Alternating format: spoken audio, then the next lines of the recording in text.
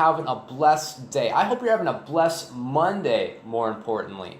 Welcome to what we're calling, well, we're not really sure what we're calling it yet, but today I'm calling it 2-Minute Truth, where I'm going to share with you something that God really kind of spoke to me on the weekend, something that I kind of pulled away from our service on Sunday that I want to share with you, and hopefully it gives somebody a little bit of motivation this week. Maybe it gives somebody a word to face something that they're going through, and just hopefully it speaks to you in some way. So I promise it's not going to be any longer than 2 minutes. So let's get into it now.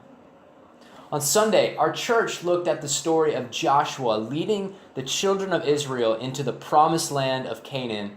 And if you know anything about that story, it takes place around Joshua chapter 6, where Joshua and the children of Israel faced the city of Jericho. And the city of Jericho represented the fulfillment of God's promise that was made almost 400 years earlier. This is where it would all begin.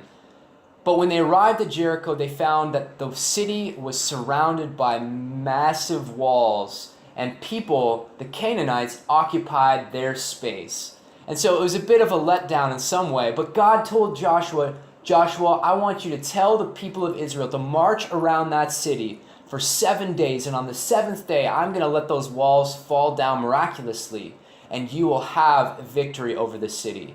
And so Joshua explains to the children of Israel, we're going on a walk. We're walking around those walls for 7 days. But here's the catch. He doesn't tell them what's going to happen after the 7 days. All he tells them is that we're going to walk and encircle this city 7 times. And so they just have to put their faith and their obedience that God's got their backs. And I find a very particular scripture quite interesting in this story. And around verse 10, Joshua tells the children of Israel, while we're doing this, be silent. Don't say a word.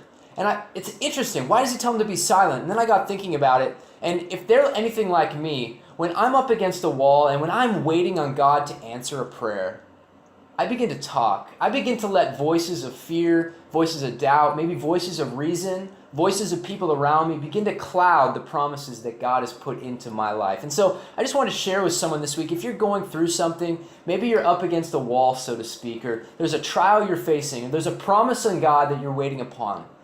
Don't let your own words and don't let your own voice talk you out of that promise. God's got something great for you. God's promises are a sure thing. It reminds me of the Psalm 46 and 10. Be still and know I am God. Whatever you're going through right now, be still. Don't fear, don't fret. Know that God is in control of your situation. I'm praying for you. Have a blessed week, and we'll see you in the next video. Hey everyone, it's good to see.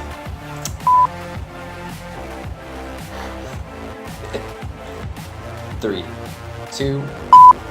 Hey everyone. Thank you, Edmonton, for this beautiful Starbucks mug that's empty. Need more coffee.